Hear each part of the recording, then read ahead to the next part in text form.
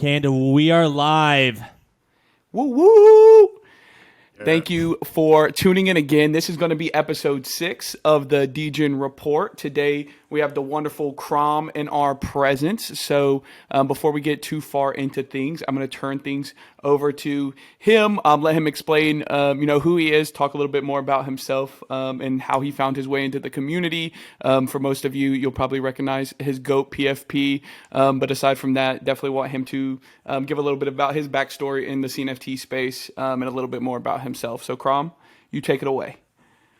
Yo, all right. So, I think I've been in the CNFT space since probably about August of 2021. So, yeah, a little bit over a year now. I basically joined the day that clays minted, but I didn't mint any clays. Big fail there, but we move on. First kind of big thing that really got me hooked was I minted Yumis. I minted like a couple. I think I got to get 2 Yumis in the mint, and then I ended up buying a few off the floor for like 100, 200 ADA, and I just, back then ADA was like $3 too, so I ended up just making like maybe a couple $1,000s over that week of just flipping those Yumis, and I was like, dude, this is nuts. This is my this is like what I made in a month at the time. So I was pretty hooked in just from that, and then it really started out as kind of like a financial thing for me, and then I kind of started diving into these communities and kind of learning about what it was really actually kind of. I mean, when you first start, you don't really. I feel like it's hard to kind of value an NFT until you really get in the communities and kind of understand what's really going on as far as like kind of the idea of them building into Web3 and kind of all the advances that come with that into like real life stuff. But yeah, I minted a bunch of goats, got really lucky on the mints. Just love the people. Just love the people in there, really. Just made a bunch of friends and just kind of never left and kept stacking goats. Of course, I love the way they look. I love a lot of the traits and stuff are kind of cool or just nostalgic to me. But yeah, just something about goats. It's the greatest of all time. Yeah. Yeah. Do you have a favorite GOAT attribute? So in the background, Hypno Eyes or the Goat Bill. I actually have 2 out of Nice. the 3 Hypno Goats or Hypno Ducks in the whole collection. So there's only Oh, Hobbs has the other shit. one, and good luck. So good luck Okay. ever getting one. If Of you want course, one. of course he does. You got to go through 2 people, and the other one, I think he listed it for like 5 days for like 25K ADA, and then took it down. So, Damn. Jesus. Oh, anyway, wow. but yeah, so That's crazy. but yeah, that's probably the Hypno Eyes or the Duck Bill. I really love the combination. Something about it, just I don't know. I love the way it looks. Yeah. Mhm. But yeah. Yeah. Last week I ended up picking up a purple goat. No, I picked up a. So I think it's a vaporwave. Oh yeah, you're with probably right. with a purple mohawk, which kind of Yeah. looks like my Degen there. So I'm like, fuck yes, I Yeah. need this. But we need to get Tyler to get Yeah, a I couple still don't goats. have a go. I've looked at a bunch of them. I don't know. I just need to to quit playing around and pull the trigger on one. I think it's a good Yeah. time for it. I feel like it's a good time to buy anything that you're interested in this space. I mean, things Yeah. are cheap. in my Eight is like opinion. dirt cheap. Yeah. Yeah. When I ended up buying my Safari there, no, Savannah, my Savannah. No, you're close. Savannah, Yeah. my Savannah. So I think I bought it for like 500, and then I ended up buying my Vaporwave for like 550, which blew my mind. The Yeah. vapor waves too. I mean, they're so beautiful and like sought after. So Yep. And they are also dirt cheap also. But that kind of leads us into taking some of the questions that we got from the GOAT Discord, which we got a couple over there from some of the goats of the goats. So the first question is, what is the most Krom thing that you have ever done? I see. I thought I saw that question being asked, and I was like, I don't even know how to answer that. Like, what is Yeah. What does Krom? that even mean? Yeah. I don't know. But I guess maybe I'll just like kind of say like my favorite thing that's happened as far as like the name Krom goes is for about, I mean, there's, you'll still see some people like in the Goat Discord named Krom or Krom's older sister. I think Krom's older sister, like J Dub, still has his. Yeah. But just like Then, one week, like everybody just like was like yep. there was Krom Dome, um I mean, there was just so many of them. I can't even remember like some of the best ones. I wish I would have kind of documented some of the funnier ones. When Gosh, whenever I went over in there and was like searching to tag you, there were like 5 Kroms popping up, and I'm like, so it's that one. OG Space Goat, yeah, Yeah, OG yeah. Space Goat. yeah. The most stutter boy thing I've ever done is like making a podcast because I got bored with the community. So I'm like, we need something new. So let me make a podcast. Yeah. And here I we think are. And then here we are. the most big T thing I've ever done is do a podcast with Stutterboy. That's probably the biggest the biggest T thing I could have done. To change my answer, the most Krom thing I ever did was go on the podcast with Mitch and Tyler. That kind of leads us into our next question, which what is your hottest CNFT take? Oh, as far as like kind of like a hot take over the whole community. Yeah. I honestly, my biggest thing is I feel like the community itself and the people involved are just kind of undervalued as far as how involved, how intelligent, and just how creative a lot of these people are. Like there's just, it's just kind of incredible some of the people I talk to on a daily basis and how talented they are in either being an artist or they're graphic designers or they just do all these things in real life that are just so crazy or even just my ability to meet people across the world that are also great. I think it's just underrated the way you can connect with people through the internet, especially through this sort of media. Who do you think is currently the most underrated talent in CNFTs? Underrated. I want to say, and it's kind of probably why I'm even here is the Voyage, just because of like what they've got going on with a lot of their art, a lot of kind of I guess I've heard Stash talk a lot and kind of his vision of kind of like making a gaming NFT and kind of like how at least his principles behind it really line up with what I think needs to be done to make a NFT gaming thing actually happen in like a realistic sort of way. Yeah. 'Cause as a gamer myself, I've been gaming my whole life. I feel like so. I feel like there's a lot of kind of like the monetization in a lot of the NFT gaming. I feel like kind of steers some regular gamers away because you really just at the root of it, it needs to be something fun, something cool, something creative that has the technology to be traded and maybe even profit off of the time that you put in, but maybe not necessarily like a job, you know. Yeah. Big T, do you have any hot, sexy takes? I think my hottest take would be that I feel like we have these two parties in the CNFT space, right? I think that there are the side of the community that like want to be very like what's the word I'm trying to say? Not everyone's obviously pretty friendly, but very much so like inclusive and like want to just hold everybody's hand. And then you have the other side with people like Lucid who literally will talk shit to everybody. If you say something stupid online, like he'll call you out for it and say like you're an idiot. And I feel like a lot of people in this space don't think that we can coexist or that this like both sides can like operate in the same space. They're like, well, you should be nicer, or you should be more of an asshole. And I think it takes kind of both to build like a strong community because it is important to onboard people and, you know, bring them into our space. But it's also important to like call people out when they're wrong in any capacity, whether that be in like crypto or they just tweet something out that is ridiculous. Like, I think it's important to call them out when people are wrong. So I think that would be my hot take is that like not everybody's going to get along and we should all just like do our best to keep everybody moving forward without arguing with each other about like if you're nice or not.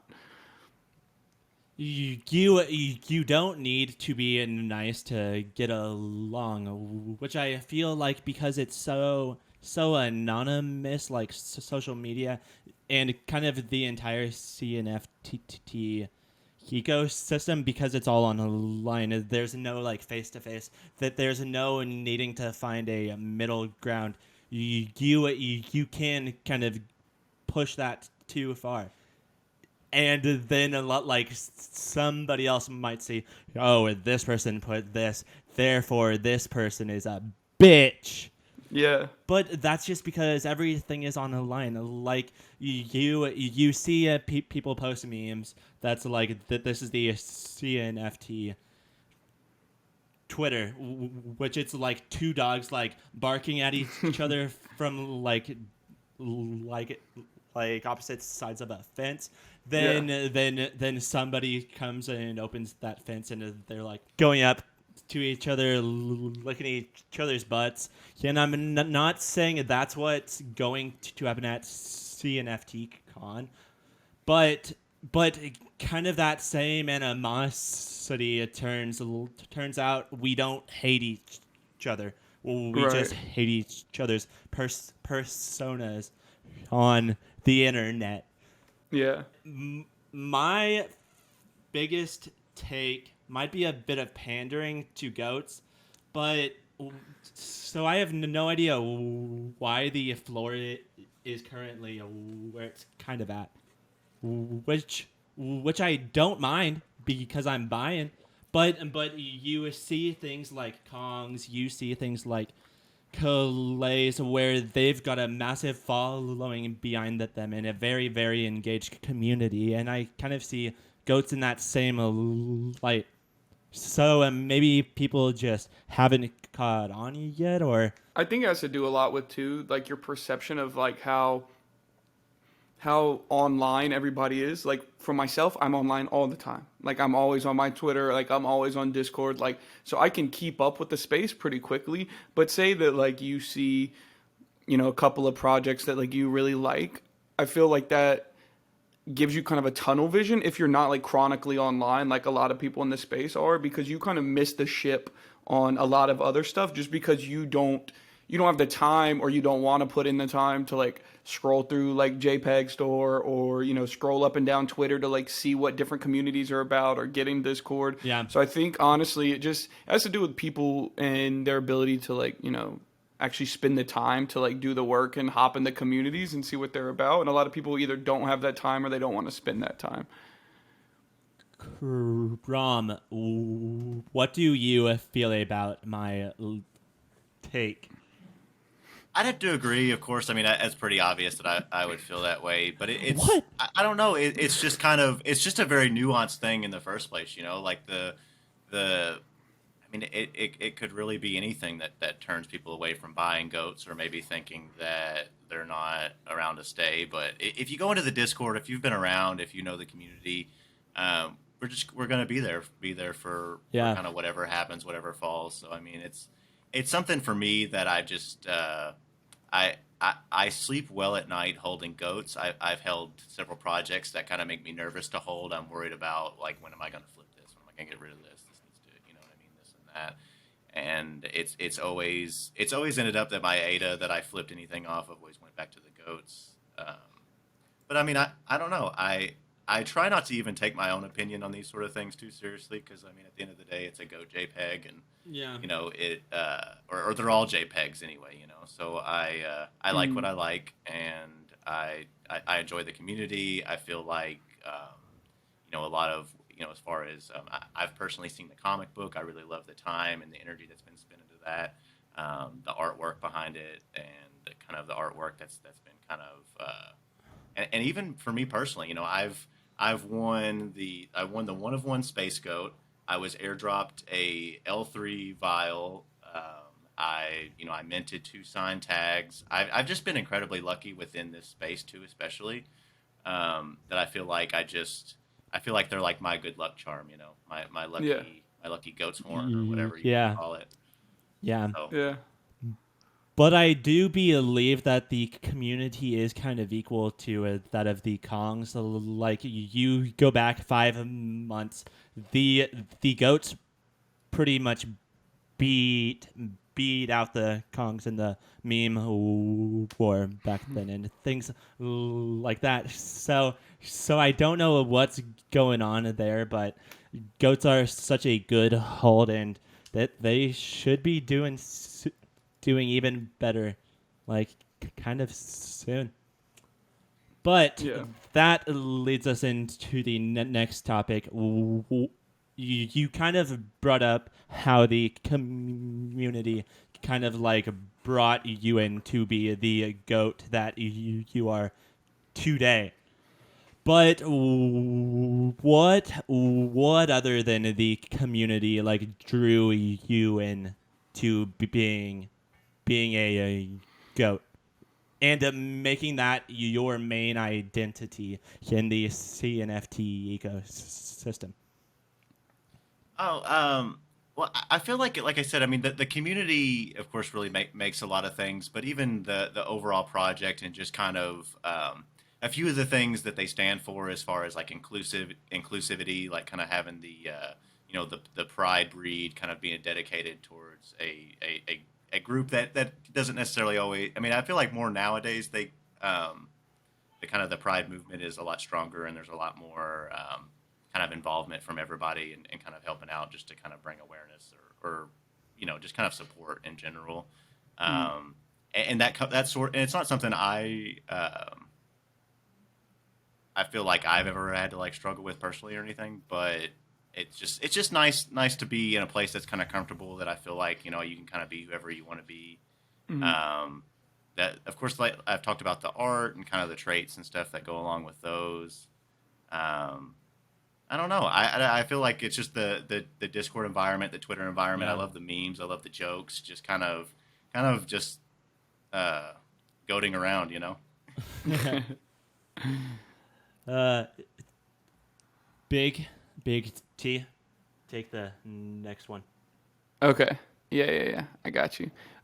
So if Krom, if goats didn't exist, which NFT project would you be as invested in as you are in goats? I'd probably say the Clays. I have a couple, and I feel like anytime I hop in their Discord, I always have a good time too. It's just kind of the same sort of fun community. Yeah. So do you have OG clays? No, Like no, Clay I have Nation?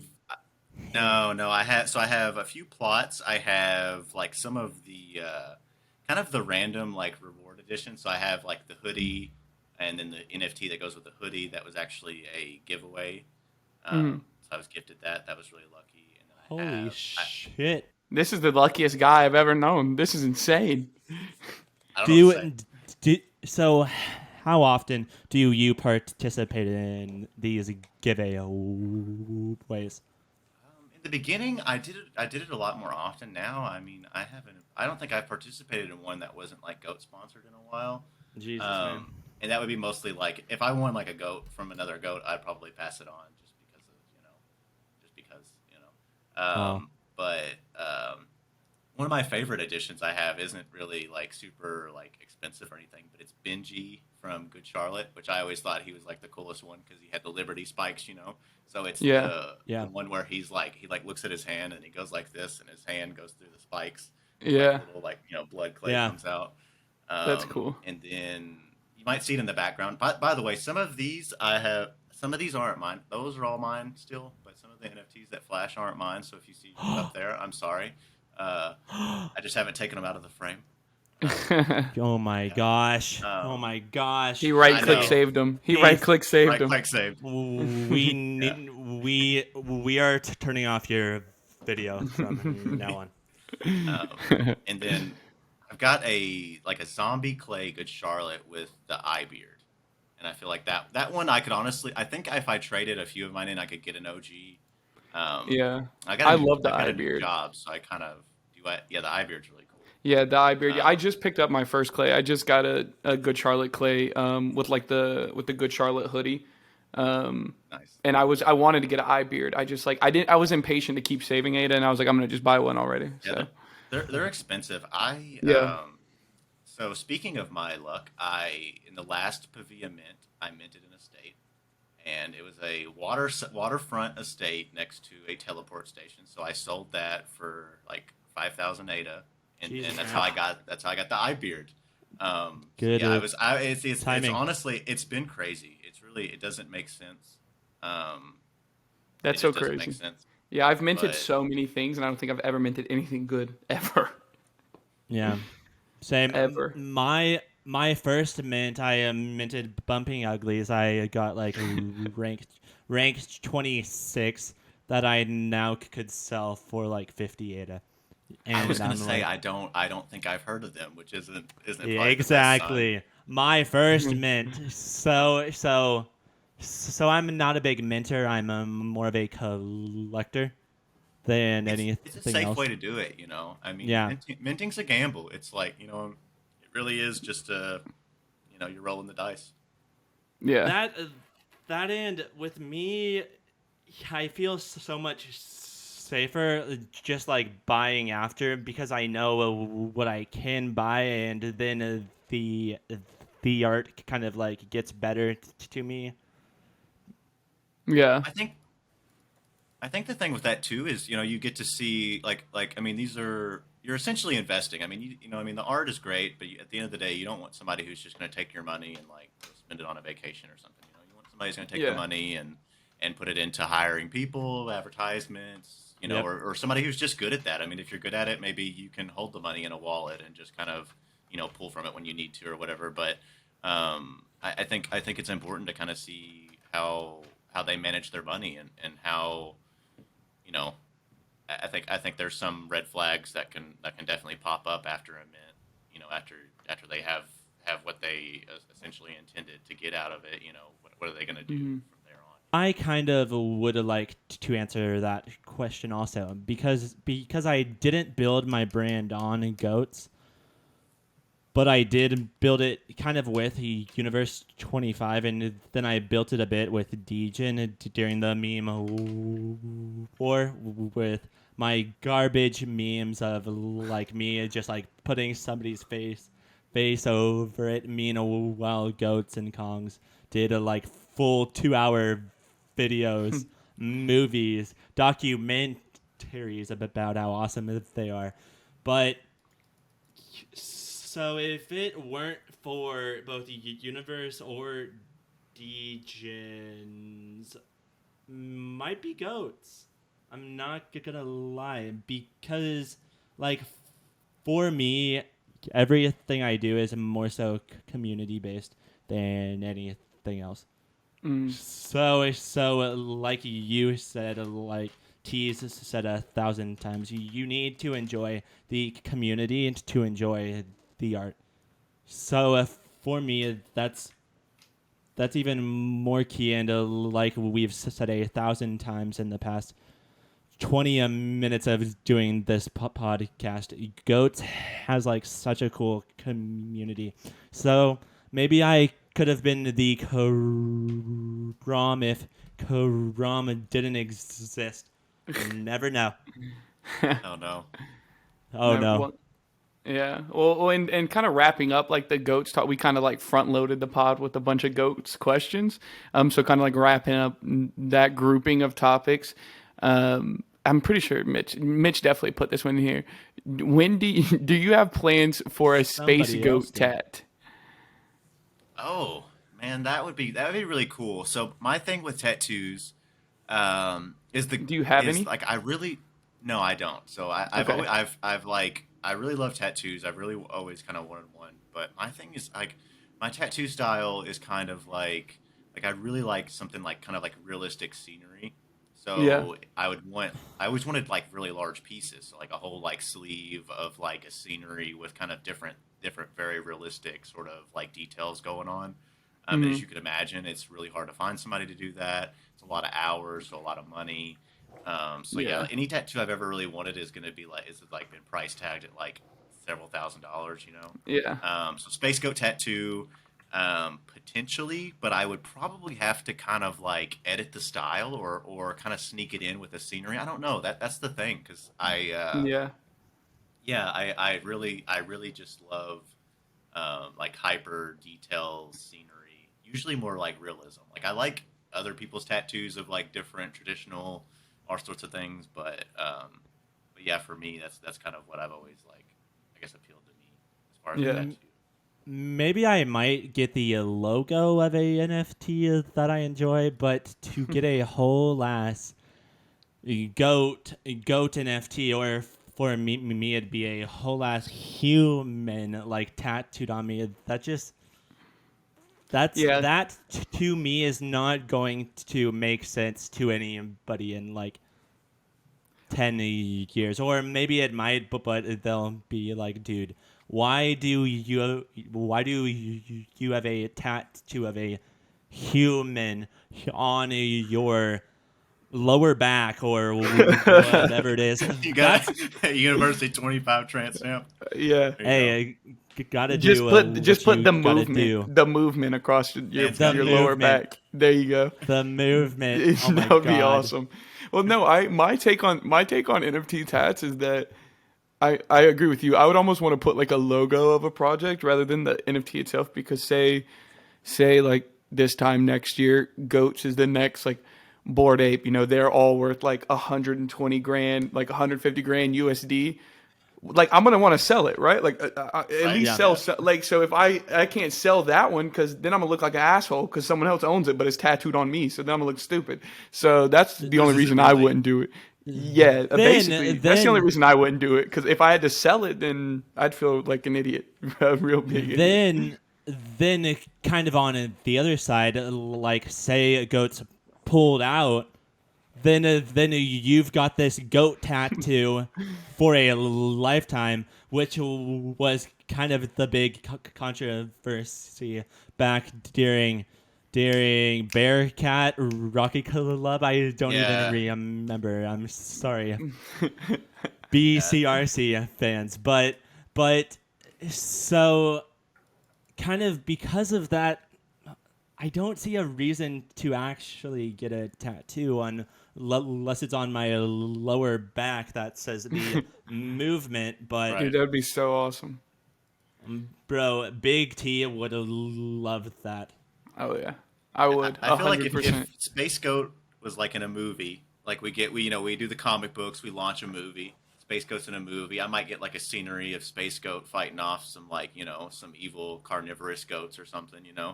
Yeah, But I feel like a lot of that is to you know what I mean. Like I you got to be realistic with really where it's at. It's a year-old project. It's doing really good. It's built up some momentum, but at the same time, a lot of successful businesses don't make it. So I think yeah, you know what I mean. It's not you can't compare Goat Tribe to like Disney. You know what I mean? Like you Yeah, know what I mean? Like it's Disney is here to stay because they've been around and they've grown they've got this wealth, they've got this foundation essentially. So yeah, I think being realistic while also kind of knowing what to look for as far as what's valuable in the space is really important because I mean it's a lot of fun, but it is also it's your money and it's your time and yeah. it's so be smart. yeah. But say you are a founder of a NFT project, then I do think you should get a big tattoo of your NFT project. That way we know that no matter what happens, you cannot pull out, because then you'll need to like look down at your hand and see this Coco Loco tattoo for the rest of your goddamn life, because you deserve that. But I don't know if you knew that, or knew this, but our so CNFT cult our like kind of like one of the main devs on the goat tribe. He has his goat on his thigh. yeah, Big old like thigh tattoos. So yeah, I don't know if you knew that or if you no, were, That's commitment. but That's commitment. right. see. That was early on too. That was maybe a couple of months after the mint. So yeah, he Yeah. Now I'm going to have to go back and then buy another goat. Thanks, man. Thanks. To kind of change the topic off of goats and NFTs, let's talk about something that's that's a bit more crazy. So, Krom, what is the most trouble that you ever got in back when you were in school?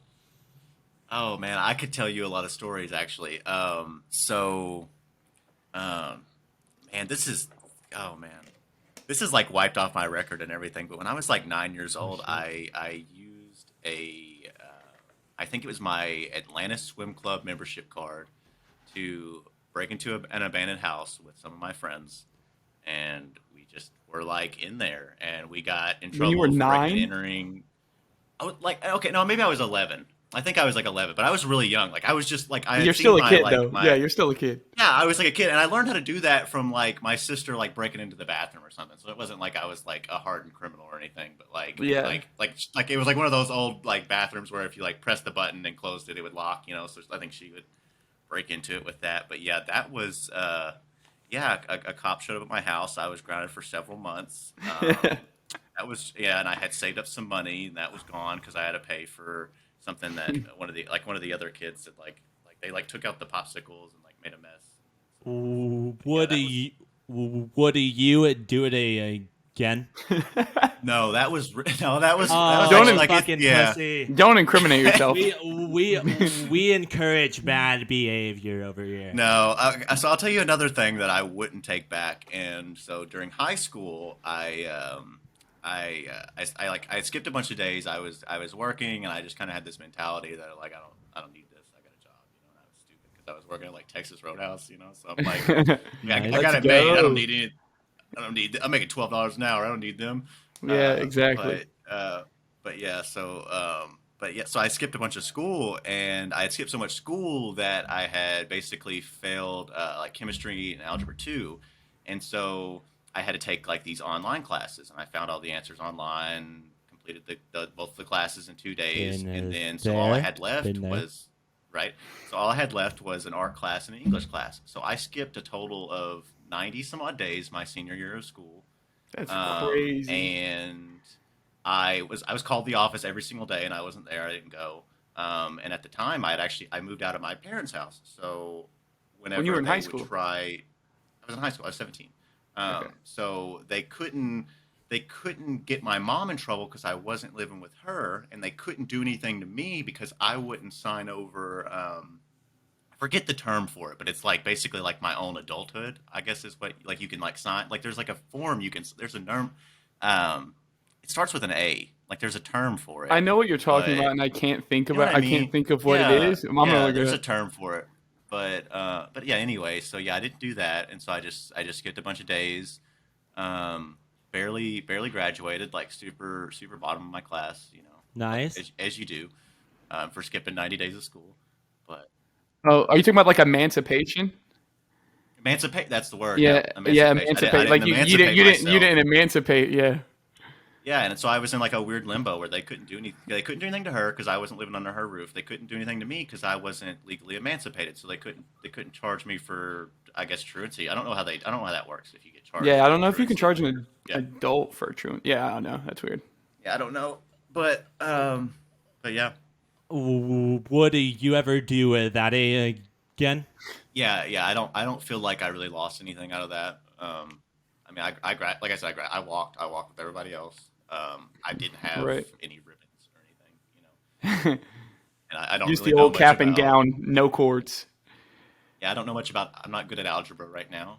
It Same, hasn't come same. up yet. So Yeah, Yeah. you don't need to know math when you can buy funny pictures of goats. right, I'm just lucky. I'm just lucky like that. I don't. I'll just mint another another metaverse estate, and that'll get me through the rest of my life. Maybe, maybe, Maybe.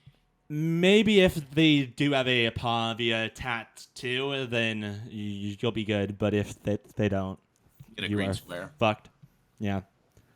Get a Minecraft block. The biggest trouble I've ever gotten in, so I can think of 2 times, and both of them was when I was very young. But my first time was when I robbed a bank back in 4th grade.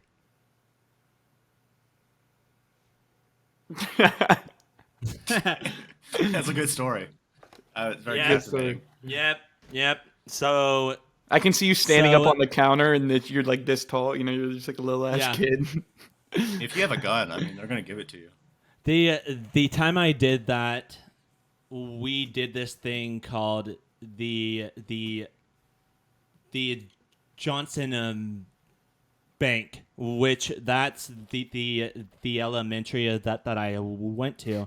Then this bank was kind of a way to teach us about finances and things like that. So every morning when it was a Friday, we'd go in and then we'd give them like $2 and they'd give us like one of those like hopper things that like jump up when you push down on them. Oh, dude, those things were sick. You talking about the little rubber Yeah, thing? It looks like a half a bouncy ball. it's kind of a Yeah, scam though. I mean, like you could probably get like 10 of those for $2. See, we would like put them on our fingers and then like let them pop and shoot at each other in the face. That's what we would do. Okay. kind of going back to it, my elementary made bank off of them because every Friday $2. they That's a would lot. do this. Yes. So then on a Cowboy Day, where everybody got super dressed up as being a cowboy. So I had the bright idea because I dressed up as a bandit to go with my finger pistols and go to the bank workers, which were other fourth graders, and say, "Give me your money." So I had my finger pistols out, and the first person was like, "Oh my God, what's going on?" And then so she like left, and then I went to another 10-year-old and did it again, and then that person began like tearing up, bawling. So I went to the third person and I did it, and then they went over and told the teacher. The teacher's like pissed at me, and I'm like, all I want is your money, and nobody gets hurt. It's very So I've Texas always of you. been a bit of a actor. So I'm like, there's no way I'm giving up now. I'm way too deep. So they ended up calling my parents, and at first my parents are like, "Oh shit, he did something super fucked up, super bad." Then they came. The principal's like all mad at me. He's like talking to my parents like, Your son tried robbing a bank," and my parents are just dying laughing. I would too. Yeah, it But seems very. That's so ridiculous. You're a Like kid. schools are like so much like that. That's so silly. Like they just blow everything out of proportion. Like he's gonna think it's okay to be a robber now. We gotta really put it in there. Let him know. he is armed and dangerous. This cowboy, he's gone from elementary to elementary, taking all of their damn money. He's got a bounty of 10 million hoppers on him. Hoppers on. But but but it's dumb shit like that I always got in trouble with because back in 5th grade when we went to a recess, because back then I was super athletic, I did soccer. Unlike now. I'd always keep Yes, I'd always keep up with the fastest people, with the biggest people. So then one day, for some reason, there were no balls out there. Like no soccer balls, no footballs, no basketballs, no nothing. But what there was that like soft cushiony thing that you put around football posts so kids don't like break their necks or teeth or any bones when they go 30 miles into it. So that was just laying on the ground. So I thought it'd be funny if I like picked it up like I was jousting and then just mow other kids down. So I mowed down like 6 kids, like going as fast as I could. Then I ended up like getting in trouble where the teacher like kept me in the office for 2 hours. Ended up missing like fifth grade in math. Best day of my life. Right? Yeah. That's Nothing awesome. happened. So worth it. Nothing happened. So worth it. That's so Maybe funny. I was a I bit can of see a you just out bully there. I back can then. see you just out there, just like leveling kids with like a pool noodle That is- almost. Like you're just running full speed with a souped up pool noodle, just smacking kids with it. That's actually really Boys, fun. girls, teachers. Yeah. I didn't give a shit. Teachers. He's already robbed a bank. He's already robbed a bank. Yeah. He can do anything. My Solves nothing to this guy. my bounty went up by 10 million more uppers. Oh yeah. But it's dumb shit like that you can do as a kid, but you can't do anymore because you should know better.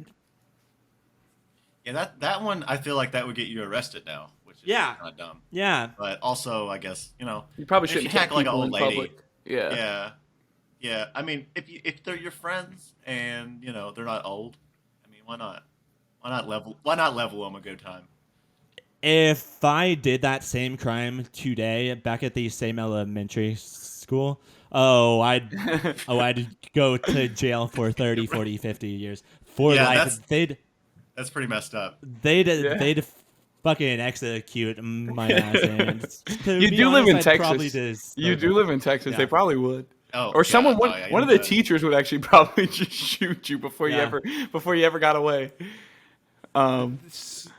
they'd pull out a AK-47 and just Out of their purse. Yeah, for sure. lay down 200 bullets. Yeah. Same old. Yeah, so I never I never really got in like a lot of trouble at school. Like I was a good kid, you know what I mean? I also went to like a really small private school, so it was very like rigorous and like structured and routine. Like you couldn't like you just like had no opportunity to do anything wrong because like they didn't let you do anything but sit in class, and that was basically it. So I got like some detentions in high school and stuff like that, mostly because I would talk too much. So Same. and like I'm kind of like an asshole. So I remember one time my teacher, like we were all sitting in class. I like was sitting next to my friend, and we were talking about something. We both played sports in high school, and I lived like right next to our school, so he was gonna come to my house after school, or at least I thought I was. And I was just checking with him, like, hey, are you still gonna like ride with me home? And like the bell rang, and I was still trying to talk to him about it. And the teacher was like, you guys like need to like stop talking. I was like, I'm just like finishing my question, just like 1 second. And he's like, if you guys want to talk, you can go in the hallway. So I like looked at my friend and he looked at me. We were like, fuck it. So we just got up from class and like went into the hallway. And then our teacher was he was such an asshole. Then he just locked the door and wouldn't let us back in. I was like, this is so stupid. Like, and we were in like high school. I was probably like a junior in high school. So we're like, I can drive to school. Like, why are you locking me out of the room? Like, that's kind of dumb. Right? Yeah, that is dumb. So he literally, we're standing in the hallway, and then I was like, well, like now he's annoying. So then I went around outside and was knocking on the window to the classroom because like now he made me mad. Let me in. Yeah. So then he actually emailed the principal from the classroom and the principal's office like down the hall. So then the principal comes like walking up the hall. He's like, "What are you guys doing in the hallway?" And I was like our teacher, Mr. Whatever. I was like, he locked us out of the room. He was like, yeah, I know. He emailed me. Like, why did he do that? I was like, I don't know. He told me if I wanted to talk to go in the hallway. So I went in the hallway and then he locked me out. So, and then the principal just unlocked the door and was like, y'all just behave, like, bye. He just fucking walked back down the Yeah, hallway. he's probably like, man, this is dumb. Like, I don't. Yeah, he's like, this dude, is I had to dumb. walk all the Like, way you from just the go in there office. and shut up. Yeah. I had to. Yeah, other than that, like nothing bad.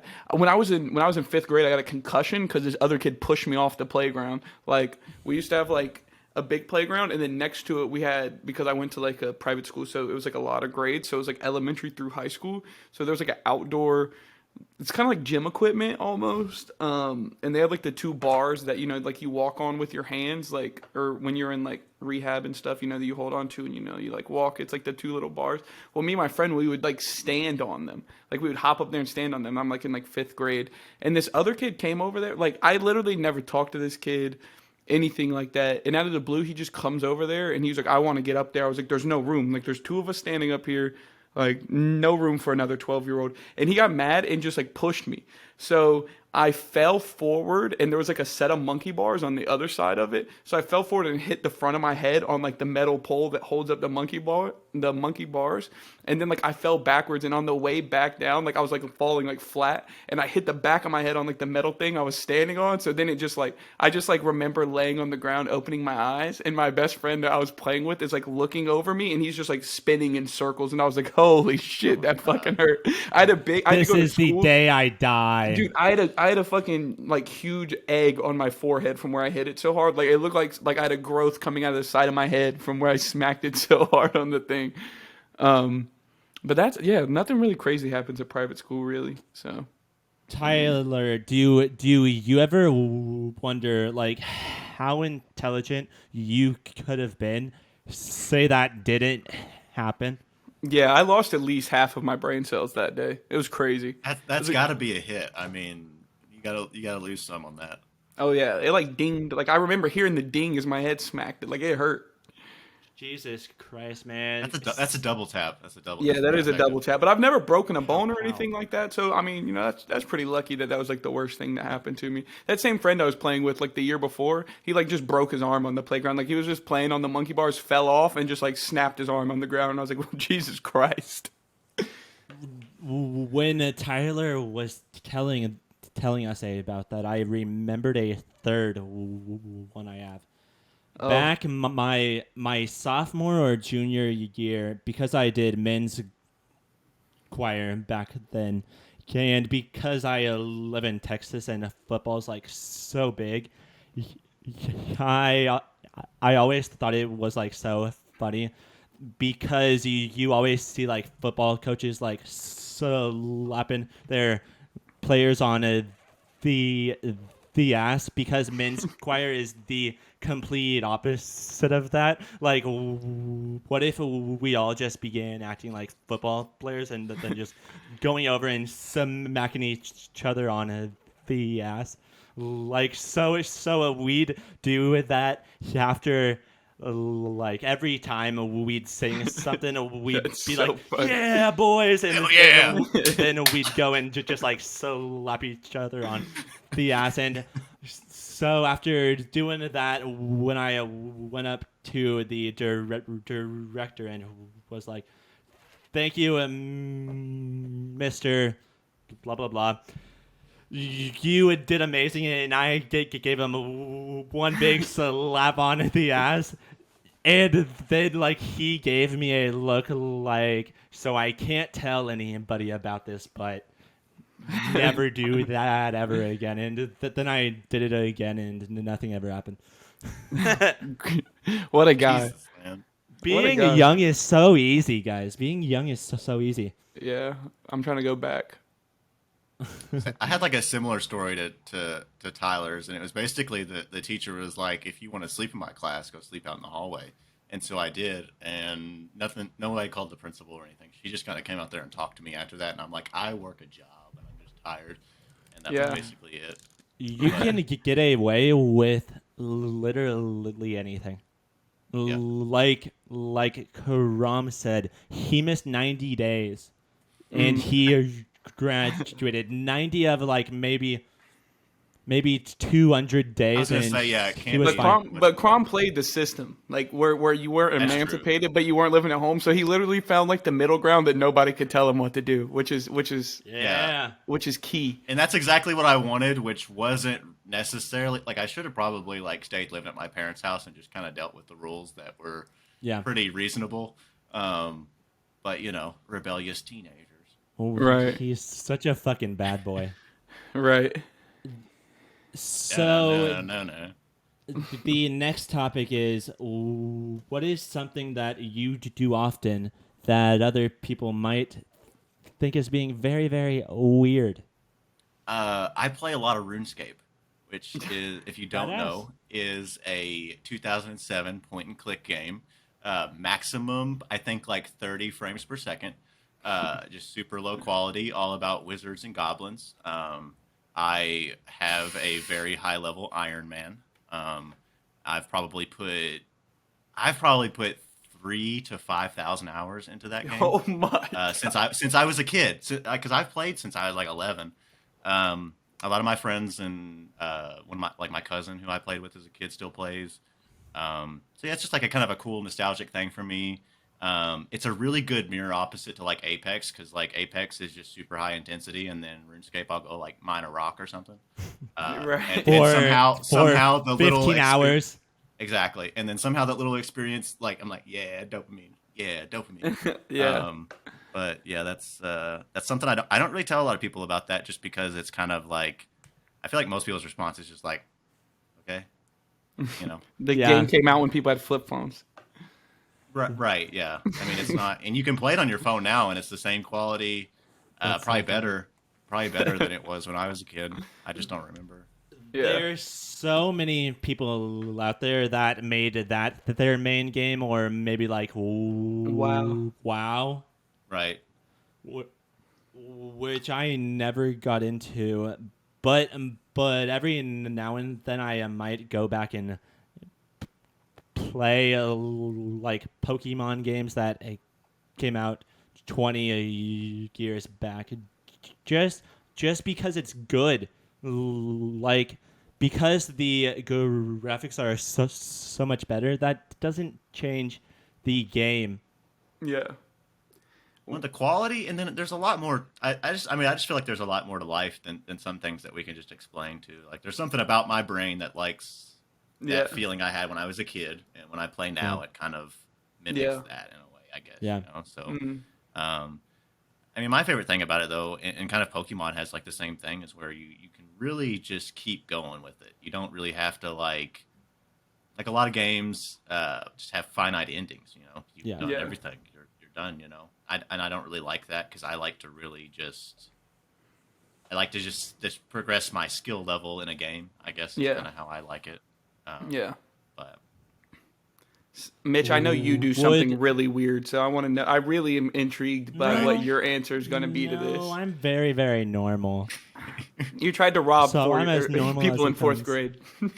right, Then I emoted them down Yeah, then with you a emoted them down with a javelin pool noodle. It's like, while I you got- slapped their asses. Oh, if you don't do jeez. anything weird What? now, you've grown boring. What do I do that's weird?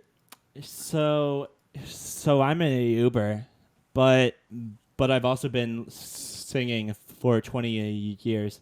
So if I get somebody boring, then I'll just turn my music up and do a bunch of like harmonizing and like singing, and then because I because I'm not annoying about it, it's more so like background noise or a private concert.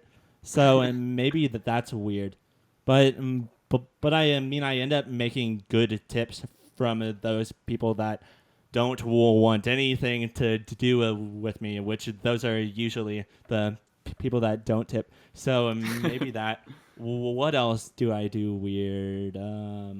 It's got to be kind of entertaining, you know, just to watch somebody having a good time, you know. Yeah, Like, you're singing, be you're enjoying it, you know, and they don't have to really like do anything. because they have never gotten a Uber like me. For Maybe one of one. maybe not as good looking, but definitely not as talented as me. Most Ubers are very untalented people, and I can say that because I am a Uber that takes Uber. But so many of them are so boring, so unentertaining that when you do get a Uber like me, usually you enjoy that Yeah. because it's not just another fucking boring Uber. Yeah. Like I've gotten people that just need somebody to talk to because they just had a terrible month or week or day, and I can do that because I'm in the car for 20 minutes. Mm. They can tell me they murdered somebody, and I'd be like badass. Right. Badass, dude. I think it's an art Where? to kind of like deal with the public in a way that you enjoy. You know what I mean? Like, Yeah. I served Yeah. for a while, like served tables, and then I was a personal trainer. So you get on the serving table side of thing, it's like, you know what you're talking about, the short interactions where it's just kind of like you can make whatever you want out of it because it's it's going to be over soon. And then with like the personal training, like I've worked with people for years, so it's like Yeah. the different levels of interaction and kind of how you navigate them, I think is really important because I think some people just go the hard route for no reason. Yeah. Well, and Yeah. in an Uber, you're in a very small space with somebody that you don't know. So it's very, very awkward unless you diffuse it by making a joke, by being a funny guy, by talking about them, talking about you. Then I kind of do what I do over here, where I like shill NFTs, and then I also shill my podcast. Yeah. There's a good portion of our subs that came from over there Yeah. because they have to, or I'll just like pull over on the highway, fucking You kick don't want to drop them subscribe? out. Okay. I will Yeah. say, speaking of Yeah. highways in Texas, just a random comment, but I will say when I went to Houston 6 years ago. Oh, don't, man, But don't. listen, it was so odd to me. Like I live in Raleigh, in North Carolina, which is like there's a million people that live in my county, like in my city. So I mean, it's a pretty big city.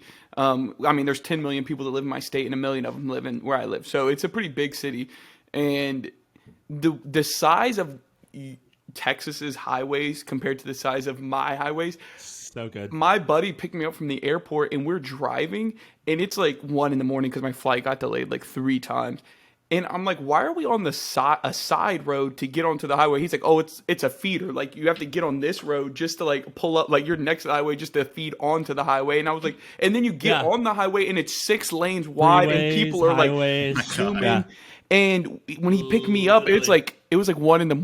And I mean, he was on the highway and we were like zooming. I was like, dude, why are you going so fast? I was like, you're going to get pulled over? He's like, I mean, not really. He was like, there's a lot of people out here. So like the odds that I get Yeah. pulled is pretty slim. He's like, and the cops are busy doing other stuff. They're not worried about me. I was like, okay, dude, whatever. Right. So the thing about Texas is everybody drives 90 miles per hour. Yeah, that's what he said. He said it's They- unsafe they- not to drive that because someone's going to run into you. Yeah, so because I'm in an Uber, you kind of need to drive like a dumbass, but you need to drive like a better dumbass because everybody down here, they are going from lane to lane to lane like their wife is in a labor. So you kind of need to drive like a dumbass to get anywhere over here because there's so many lanes because there's like lanes going to the moon and there's lanes going to New Mexico, there's lanes going to fucking Africa over here. It's Yeah. both amazing and also terrifying. Yeah. Yeah, well, if you want to hear the weird thing that I do, like this is definitely a self-report on myself, but you know how no. people like crack their fingers? So I do that with my toes. That's not weird. Not weird. That- I mean, I feel like it's- you that's should pop your totally toes. not weird. Yeah, I mean, Okay, I feel Hope like not. people would think that's weird. I don't know. So I used to do that. I think we need a reroll. I think we need another weird thing. Yeah, that's not I'm weird. trying Not to weird think. enough. I think you're hiding something really weird. Yeah, That was like a decoy. You gotta like make something up. I don't even. he is trying so hard to not talk about his sex life. No, It is killing him. But I'm just like the most normal person in the world. Like I don't do anything. I work my 9 to 5 office job from my home. I get off. I like look on Twitter for an hour, cook dinner, clean the kitchen, and then go to sleep. And it's the same like pattern over and over again. So I know a weird thing. You are like such a neat freak. Yeah, I do. That's very, very weird.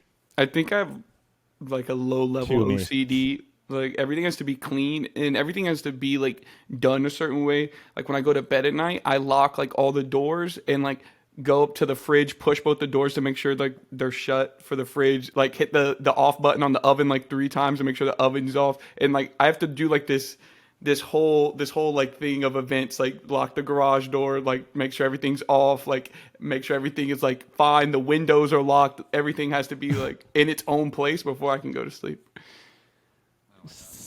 You and I couldn't be more different. It's funny that I'm really weird about locking the doors, and I live in the most like suburban, like outside of the city you could Yeah. possibly get. Like everybody walks their dog at like midnight because like why not? Like it's just so dumb. If I don't leave every door like completely wide open by the time I go to bed at like 4 a.m., and if the windows aren't open, if the refrigerator is not completely open, then something's going on.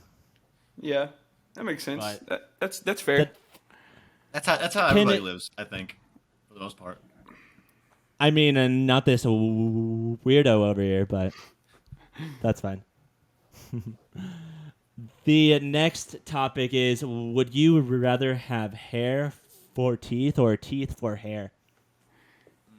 I'd need a lot of teeth. Teeth for hair, man, because I need the teeth in my mouth. They're actually functional. My hair is mostly. I mean, I love my hair, but it's just mostly just kind of there, and I need to cut it. And I feel like I wouldn't have to cut my teeth on my head, or really brush them because I'm not going to eat with them. My only Then- qualm with that is it would probably hurt my head to sleep because it's like a tooth pushing into your face. True, and if you and with your series of like head injuries, that would be you probably get a chipped tooth too. On Oh top yeah, of a chipped tooth on a concussion. That's rough. That's times. rough. That's rough. Yeah. Yeah. Did the teeth on my head operate like regular teeth though? Like, do I have to brush them? Do they need to be flossed? How thick are they? It's Is just it regular like, teeth. Is it like It's a regular is it just like teeth. spread out, or is it like just like solid? I just, pictured like, when I teeth put the back? question down, I pictured it being like the GC clays with the spikes coming out of the head. That's kind of what I Okay, pictured so- it as. Oh, That's okay, badass, so though. that's actually pretty sick. Yeah, that is a onboard weapon of mass destruction. You I could could also take make anywhere. millions. You You're could also winning. make You're winning the millions, headbutt every like, time. Yeah, the teeth, the hair for teeth, that is just horrendous at all times. But you need to think of it more so like there are other animals out there that have hair for teeth. Like think a whale. That they have hair for teeth, like very hard bristles. So are these like hard, hairy teeth, or No, is it's like the hair on your my- head. Oh, then fuck that. Yeah, that sucks. And then a whale is also like the size of a bus or bigger, probably. So like they don't need teeth. They just like anything they need to eat just like fits. It's just like Yeah. going in there. So Can I pick which teeth become my hair? No, I think it has to be an assortment of all of your teeth. Because then I could give myself like a crown, tooth a crown sounds cool. crown of teeth. Yeah, tooth crown. I mean, I teeth vibe on your with it. head are basically horns, is what I'm hearing. Yeah, yeah. You can rob I banks mean, and with that's that. goats, and that's goats. So Yeah. you know, Yeah. So we're in agreement. We're in agreement. Teeth for hair, no hair for teeth. We're in agreement. That's fair. That's fair. there's just no way around it. Yeah. Yeah. Okay. Agreement. Okay. This is the question or the topic that I'm most excited for. All right. So you both have to listen to the scenario very carefully and then make your decision. Right. So, would you take an offer to get on a plane with 200 people? So you're one of 200. On that plane ride, 20 of the seats out of the 200, so 10%, they get ejected midair. So 10% of the people aren't making it back to the ground. But if you do make it back to the ground, each person that makes it back to the ground gets $20 million cash. Right? So are you getting on this plane knowing that there is a 10% chance that you are going to go flying out of the top of the plane, see you later, alligator? Or are you just going to be like, nah, like I'm not doing that? Being a part of the 90 percentile would never feel so good. Though, like, so you are saying I either die and I'm part of the 10%, or I'm part of the 10% or 20. It's not. It's 200 and it's 20 people get ejected, so it's 10%. Oh, so I just need to not be the 10%, and I'd be fine. Yeah, but you also have to take into account that you are sitting, like if the three of us sit together and Krom gets ejected, you're going to watch him go flying out of the top of the plane. Oh, I don't give a shit. Yeah, I'll no, have it's just $20 Krom. million to Not his mom or forget nothing. about all of that. So, Mitch, you're getting Right. on the plane. You're taking a seat. Yeah. I think I would just pass. I mean, I feel like I wouldn't really live my life that much different with $20 million. I know that sounds super lame, but like, I mean, I don't really care to have like a super nice house most of the like cars I really care about that are like cool or like whatever to me or like older or like rebuilds or whatever. So Yeah. I have goats. I mean, I have a space You'll have goat. 20 I have a space goat. million, If I like wa- soon yeah. enough, man. Well, Yeah, if I because wanted he 20 is a million, I'd just space sell that goat. space goat. Well, Krom could probably live, right? Because he could just get ejected and float. He's Yeah, a space goat. yeah. I'm just chilling. Yeah, I would Tyler- definitely. I'm definitely Yeah. getting on the plane. I'm rolling the dice 100%. See? 100% I because get it. I see Yeah. this. I see this as a win-win, right? Because I either get $20 million, or like I get a cool just all ass. over. I get a cool ass way of getting off this godforsaken rock. So it's a win-win. It's not a bad way. Yeah. It's not a It's bad a way to cool way to go. die. Like it's a cool way to die. Is Yeah. what I'm saying. So like I feel like it's a Yeah. win-win. But I also have to take in consideration, how awful I am at like minting NFT projects. If I have that same kind of luck, I'm definitely getting boosted off the top of the plane easily. He's Like I'm out. not, yeah, if I got that same luck, like Krom could, I feel like Krom could like sit there and it would be like, I'm making it. No, yeah, it's just- he's it's- making it's it. just a The weather- luck is yeah. the luck is with him. He's not gonna go. But okay, I feel like that's how I felt like Mitch would say he'd get on. I feel like that's what I thought. would happen. Oh, dude, even if it was like 200,000. He's risking it all. Dude, even if it's like $30, I'll do it. Two McChickens and a tank of gas. Just- Mitch is in there. Just because why not? Gas costs so much, I could make like $200 Ubering. Get like 5 more subs. Why not? Yeah. That You is. could live stream it. There you go. I That's- could. Yeah. And honestly, if you get ejected, it's probably better for your page.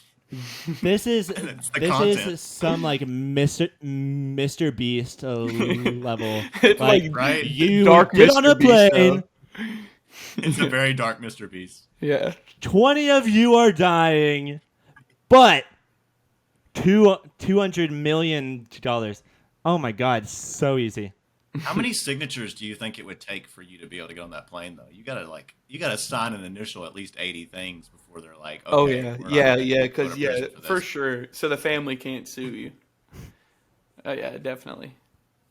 That's my big thing, man. If I make it, my family's gonna be like, "You put us under so much stress. Where's my million?" Be like it's all in I'm ADA. just kidding, no. It's all in ADA now. I can't do anything about All in it. ADA. Sorry, it's staked. I don't want to move it. Sorry, it's in Celsius. I can't do anything. Oh, I oh, can't I, move it. I staked it for what is it, the ETH like merge or whatever, so I can't move it. See ya.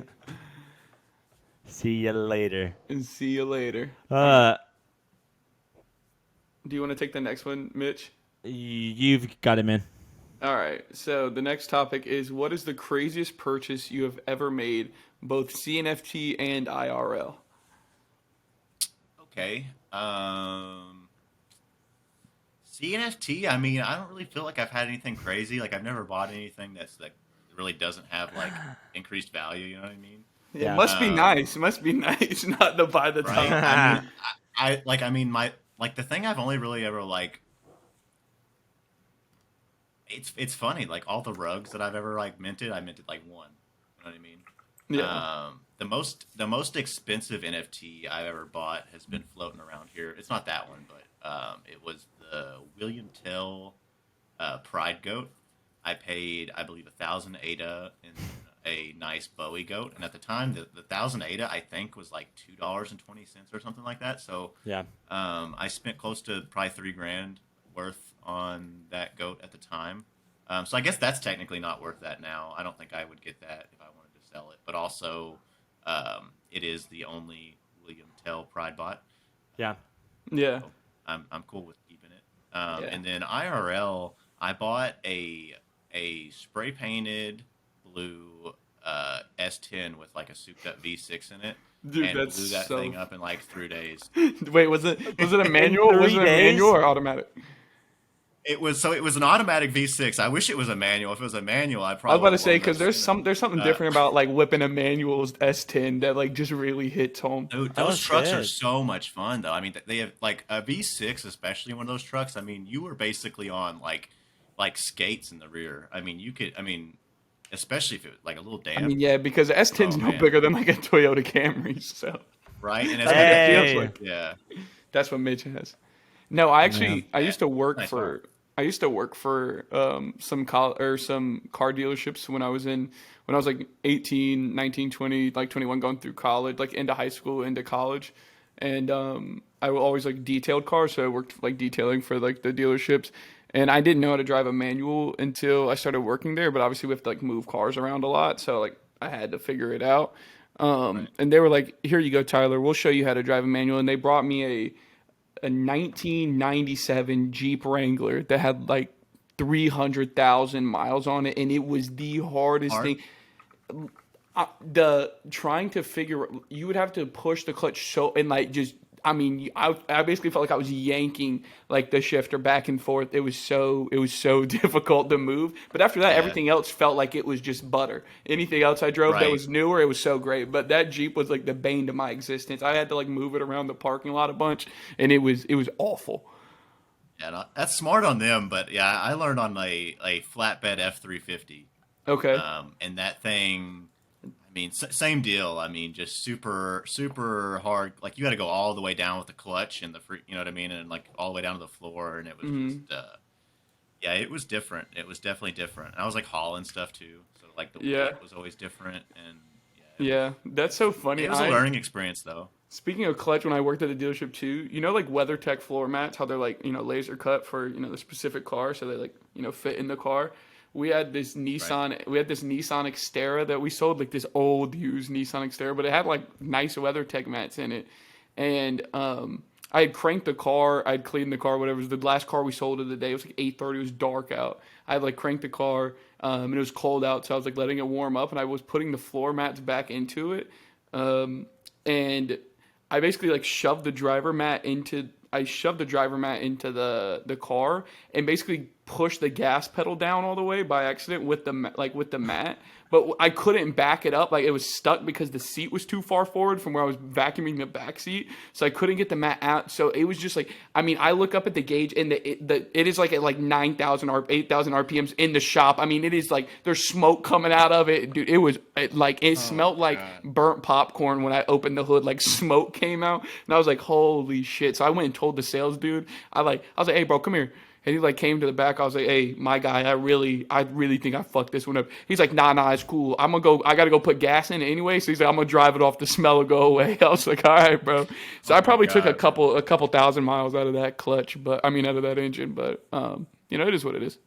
It happens. Yeah, I mean it happens. So, it's probably not that big of a deal. Yeah, it was a shitty Not Xterra anyway. anymore. Let me hear it, Mitch. What you got for your craziest CNFT? Mitch buys the top a lot. We've heard his Lucky Lion story. My lucky alliance, my rioting ape.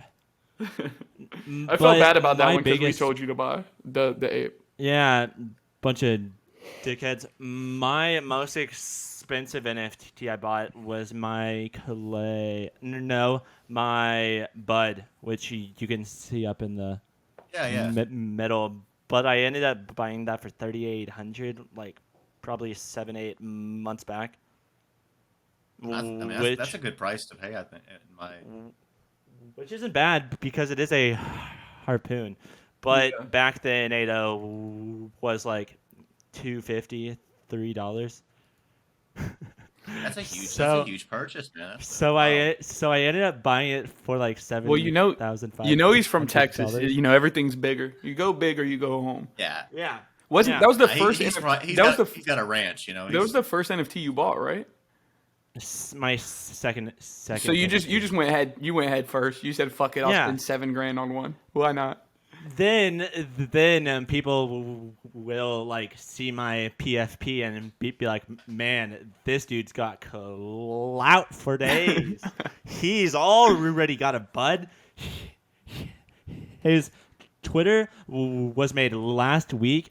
Wow, this guy's packing. Little did they know I minted like 20 bumping uglies, which could do good, but during this bear market, Yeah. it doesn't look too good. But The that floor price is was 14. You know, we got some room to grow. I'm looking at it right now. not bad. I mean, every floor is at like 14. To be fair, though, Yeah. I think- except for the. These are cool looking. I think they just need like some more variation. Yeah. Anyways. Yeah, But- I was gonna say they do look a little similar. We are not talking bad about them because Yeah. this is not a negative NFT. No. Podcast, Rising but- tides lift all ships and life rafts. But that was my first mint, and then I'm like, shit, let me buy something big. So I spent $7,000, which is fine because it is like such a blue chip where I feel comfortable with a harpoon bot, but it's fine. And then as for buying things IRL, I don't buy shit. Like you are talking. You eat quesadillas to a every guy day. that lives off of quesadillas and tap water. I don't know. I see Coca-Cola's back there. That's because I had a girl come over, so I'm Oh, like, okay. Nice. can't make her eat quesadillas and drink tap water. That's funny. The lady. Yeah. But so I don't know any big purchases. I guess this podcast I've put in maybe at least like $1,500, like building up my PPC, buying a super good mic, buying a shitty mic arm. Oh, I have the Then- same one, I think. Oh my god, it's Same so shit. bad. It's so bad. It's like barely holding on. It's trying to Mine just kill like itself. wobbles. It doesn't. It doesn't like the tamponing screw or whatever. It doesn't. Yeah. It doesn't work very well. No, Yeah. Like kind of. it doesn't at all. But I've probably put like $1,500 into this podcast. I believe it. The PC upgrades alone are expensive. Yeah. Oh my god. So I told people this back in the first episode, but I built my PC back in 2016. Some parts were amazing, and most parts were pretty bad. But then I like maybe played Overwatch on it and Minecraft, so it worked fine. But to do this podcast, I needed the best reason possible to not give up because I knew it'd be hard in a bear market. So I'm like, let me build my PC up perfectly. So I bought a bunch of parts, and then I put it together. It didn't end up working, so I sent it into like some computer place where they fixed a bunch of things. But then they asked me if I would like them to move all of my info from one hard drive to the other, and I'm like, no, I've got that. It sounds easy. That ended up taking me a fucking week. It's tough, man. I A did the fucking same- week of like breaking shit too. Yeah, it was difficult for me to get my because I got a I forget what it's called, but it's basically like a quick access memory chip for like gaming and stuff like that. And it's best if you put your games on that because it allows your computer Yeah. to I guess, draw memory from it faster or whatever. Yeah. It took me a while to figure out how to work out. It was like I think it's called an NVMe SSD. I think. It's Yeah. called, But I ended up like just deleting everything and saying no. Then I built it up with a brand new PC. I moved the boot up somehow over to the SGD. But that shit made me so mad because I had just dropped like $700 on the PC. Then I bought a new desk that I put here. Don't know why I did that, but It holds the water. but it looks good though. Hey, Yeah. it's all about the background. You gotta give people Yeah. something to look at, right? Then I bought a bunch of frames for like $20-$30. The sound foam. Yeah, I mean, I looks look like I'm pretty in good, man. an insane asylum. It's just white walls. You like that? Yeah, you gotta get something back there, man. I'm going to. Well, I can't decide if I want. The frame is nice. I can't decide if I want like a couple canvas prints of some of my favorite NFTs, No. or if I want like some foam, like just like sound canceling foam behind me. I don't really know what I want to do with it Yeah. yet. Because it's also like my work. So, I mean, I'm kind of sitting off like I have a big L desk, so I'm sitting off the right side of it. And then all the stuff in the left and like in the corner is all of my like work for my job. So I have like 3 computer monitors and another laptop over here. So I don't want to be on a Zoom call and they're like, why do you have an alien behind you? I'm like, ah, shit.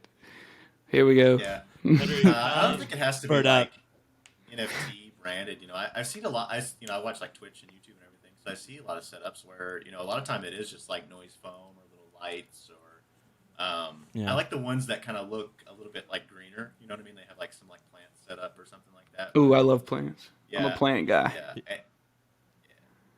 The frame was cool for me because it's not a nano frame. It's good.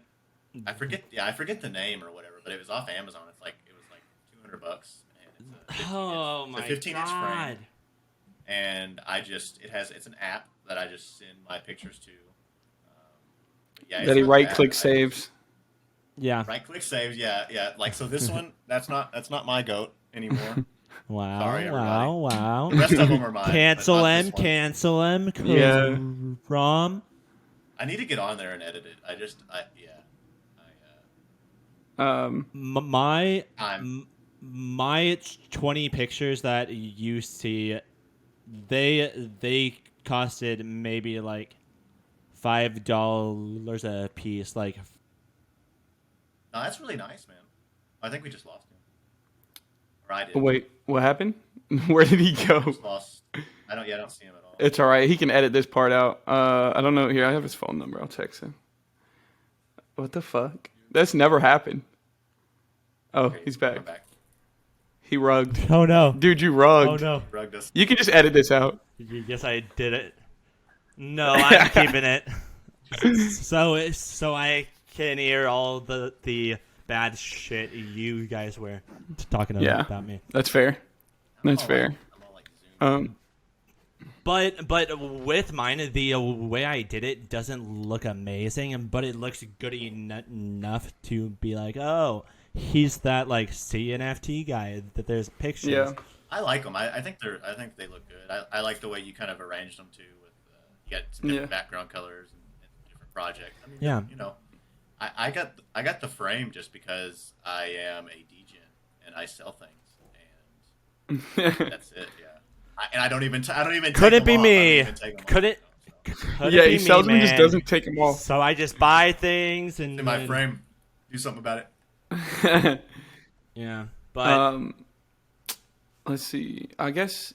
Let me think. I think I haven't spent like a crazy amount of money on like a CFT. Like I think the most expensive CNFT I've bought was the clay. I bought that clay that last week for like 8 something. But that's only like $400, and then I remember like that GC clay that I bought. But I remember buying, I bought something. I can't even remember what it was. I think it was a growing pain maybe for like 300 when Ada was like 150. So I feel like that's the exact same amount. Yeah. So yeah. It's So as honestly far a better way to go, I think. and as far as I'm more obviously like we talk about on the pod, I'm more of like a community person than anything. So there's certain communities that I give a lot of time to like finding traits that I really fall in love with and like that I really like. And then there's certain wait, Krom, can you hear me? Tyler. Are you losing my? I can hear you and I can see you. Are you Krom, losing my camera? Yeah.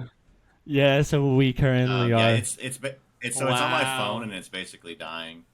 I have it plugged in, but Oh not to like my shit. fast charger, so I could probably go grab that real quick and then come back. Let me. So if you Yeah, could, yeah, yeah. that'd Yeah, be yeah, yeah. awesome. No worries. The podcast is It's falling burning. apart. It's all No. right. Just edit it. Uh, it's that easy. Yeah, just Just edit clip it. it. That should be. Oh, Desk cam. Show us those hands. There we go. Yeah, so Alright. I don't have an actual webcam, so I just use my phone with an app, and that's what we got. Nice, man. It actually Yeah. seems like, I mean, I don't know what Hey, whatever. no, the works. quality looks fine to me. it actually shows my quality a lot clearer than y'all's. I don't know if that's like No, that's how mine. actually That's true. how mine is. I think that might just be the way. Like I use my built-in camera for my MacBook, and it shows me like crystal clear, and then you both look kind of grainy, but it doesn't come out that way like when the video's done. Because I use my movie Oh, yeah. magic. So let's keep on going. Can y'all see how long? Yeah, we've been we've for an hour and here? 28, Because I can't. so we're good. We have a half hour. Okay. Yeah, so like I was saying, CNFTs probably like my clay or a couple of growing paints I've spent a good amount of money on.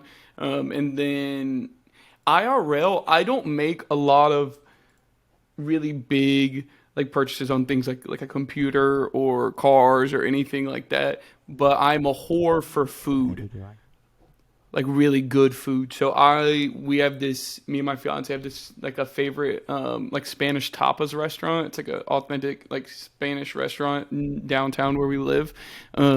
And we go there maybe like once a month or once every 2 weeks, and it's literally like probably like $180 for the both of us to eat, like almost $200. And to me, like I'd eat there every week. Like I'd spend all my money getting food. I eat like a king because life's too short just to eat chicken quesadillas.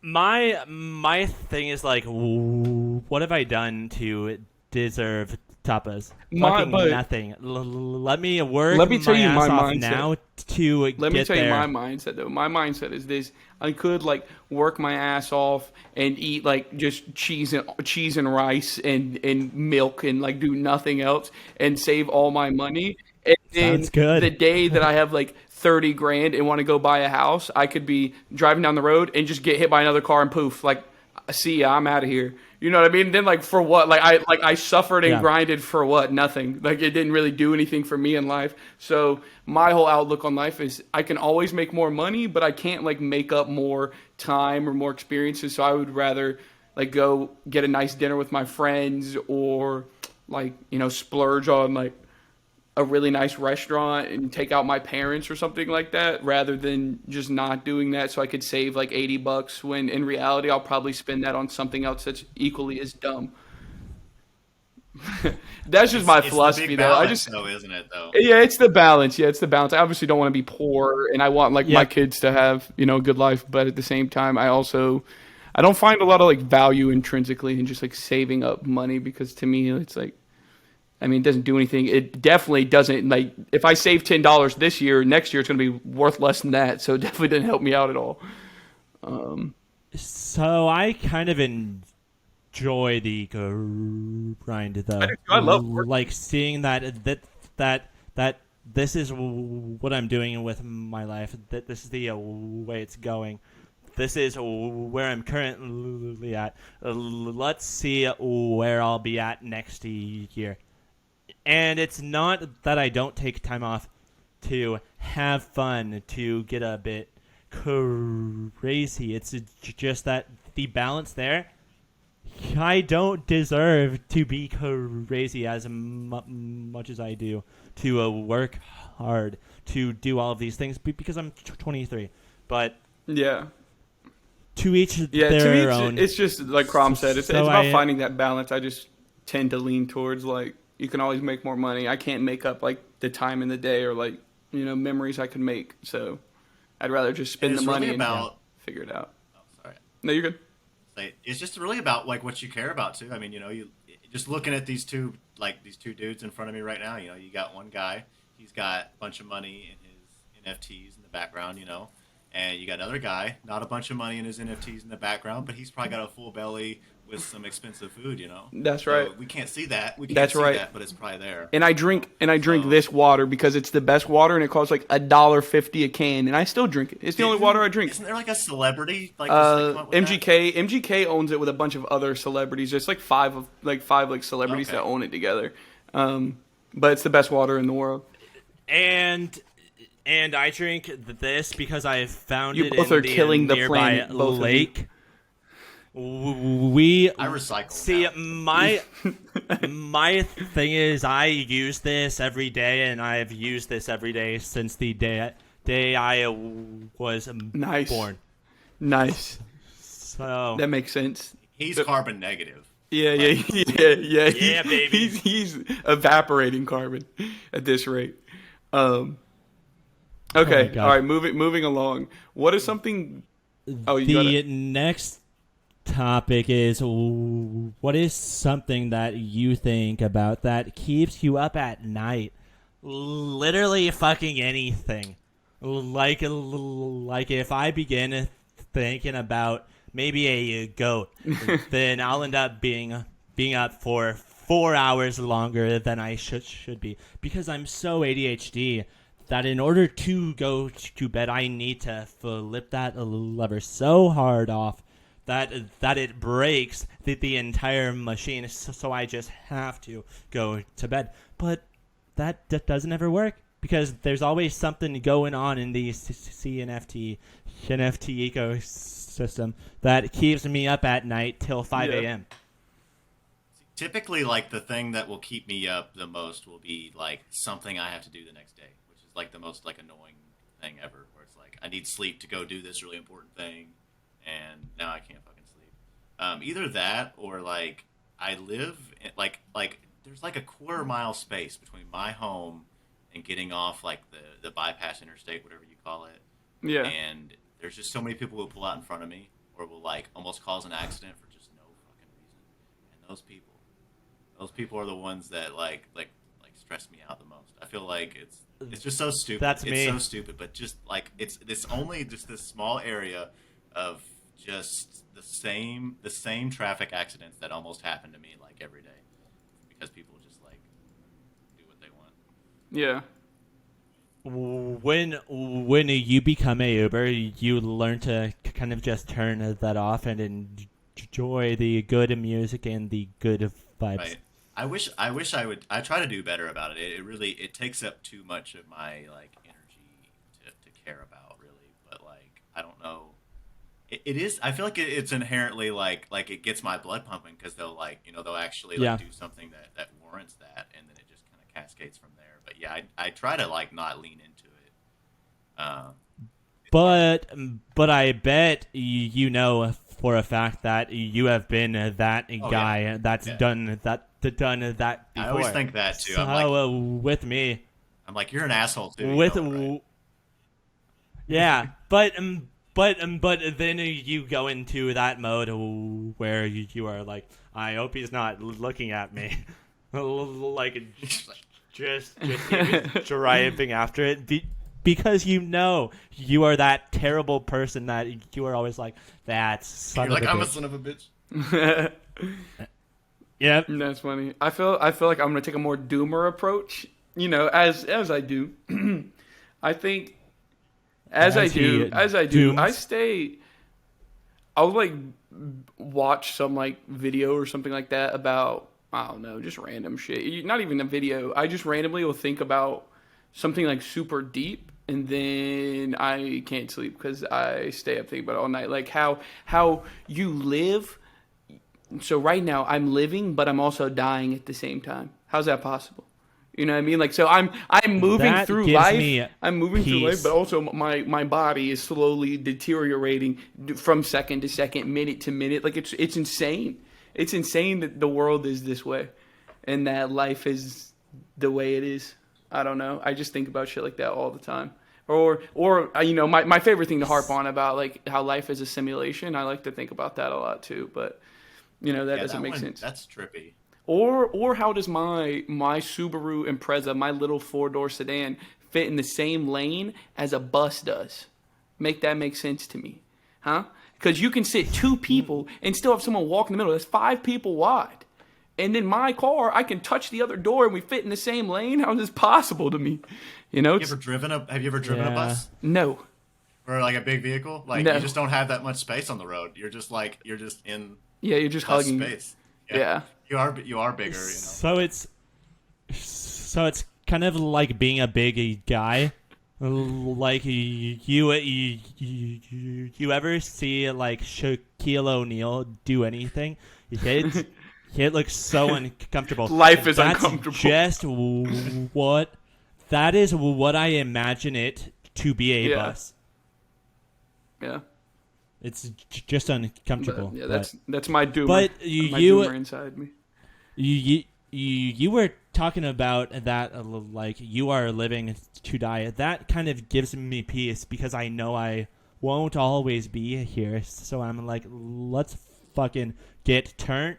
Let's live it the best way possible while I am here because we don't have tomorrow. So why would I waste time thinking about tomorrow, Mr. Well, see, you see it that way. Doomer. I see it in a sense as like that most things don't matter if that's the case, right? Like everyone has a finite beginning and a finite ending. So everything in the middle, like my 9 to 5 job, where like it stresses me out if I'm not gonna make it to my quota for the month and I'm getting close and it stresses me out, then I'll lay in bed and be like, why do I care? Like it, like in the like the grand scheme of life, like it literally means nothing to me if I get one more deal booked in the books by tomorrow. Like because in the grand scheme of the like I will live and I will die and no one will remember that meeting. Whoever I set the meeting with, they won't remember it in 10 years. No one will remember. So to me, it's like well, that's how I kind of fall down this rabbit hole of like nothing matters rather than things matter because like I need to like enjoy things while I'm around.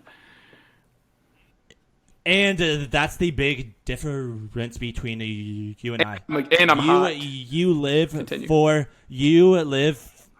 and you are also bald. You live for other people.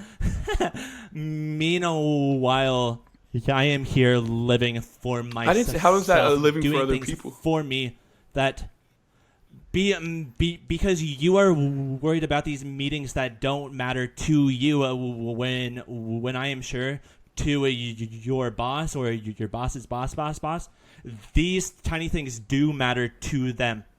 Work is a scam. Right? So work definitely is, and that's why I'm doing everything I can to make work not work.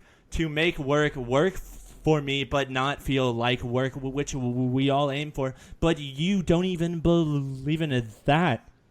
So I do. So I think it's something that I like, wrestle with. I think I wrestle with both sides of the fence of like things are important to me, but also not at the same time. Like I said, it keeps me up at night if I think about it too much. I just try not to think about it. Do you enjoy doing this? Yeah, podcast? I do, and I enjoy eating good food, and like I enjoy like doing like a lot of things, playing video games. Like I enjoy a lot of things, but at the same time, I think about how it doesn't matter. So would you say that you would not enjoy this podcast if you made $10 million off of it every year? I think I would enjoy it more because then I could buy more food. But or would it stress you out more? Would it stress me out more? Pressure. I don't think it's the pressure to succeed that stresses me out. I think it's like the pressure that I place on myself that somebody is going to do better than me, and I don't like that. I don't like the idea that we're all like on my team there's a bunch of people and that someone could do better than me. I don't like that idea. So I hold myself to a really high standard when that's probably what I dislike the most is because like I don't need to. Yeah, so I don't compare myself to anybody, which is so hard in this scene because it's so easy to see people that have made thousands off of a certain... I get FOMO. Hundreds of thousands.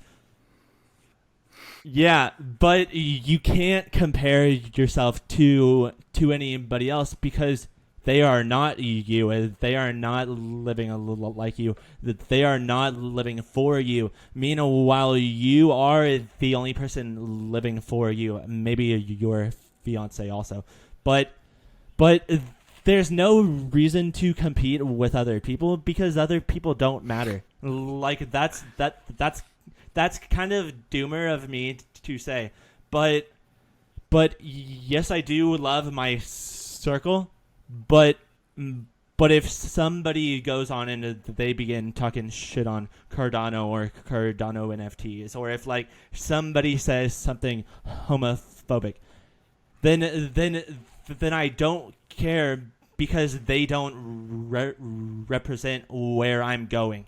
Right? Yes, I should care, but I can't care because I'm so focused on myself and where I'm currently going to compare myself to these other people.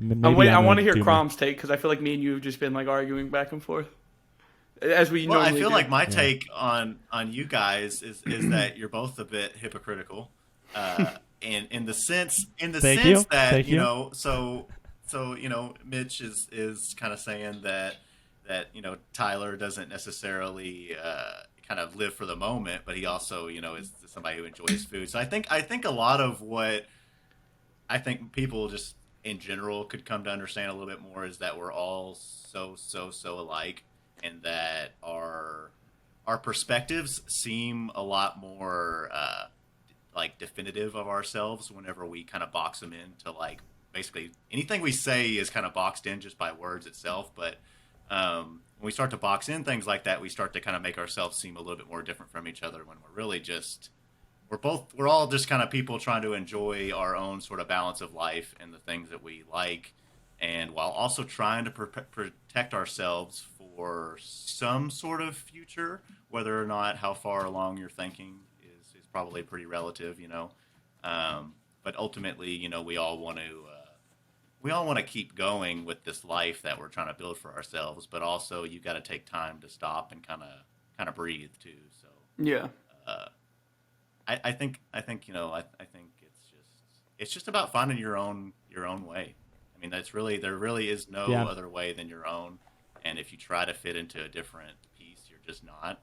And Yeah. it'll feel uncomfortable. And yeah, Yeah. Well,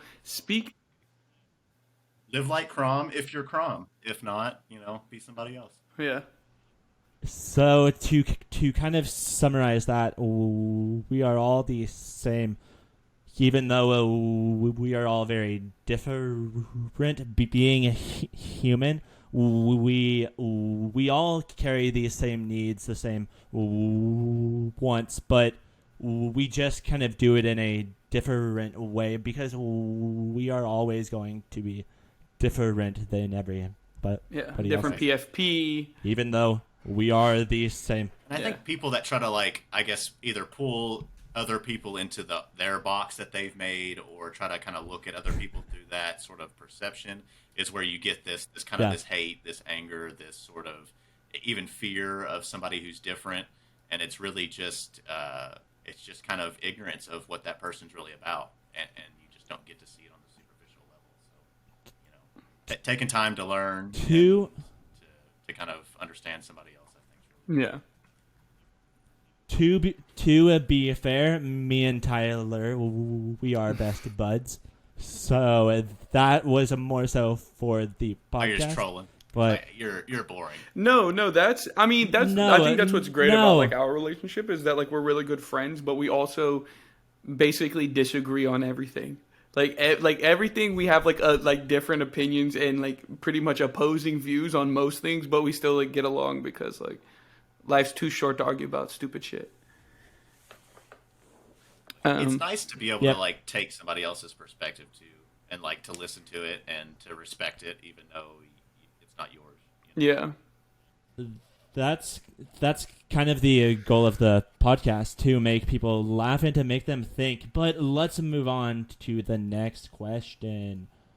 Yeah, so I mean, it kind of follows in suit, maybe a little bit with what we were talking about.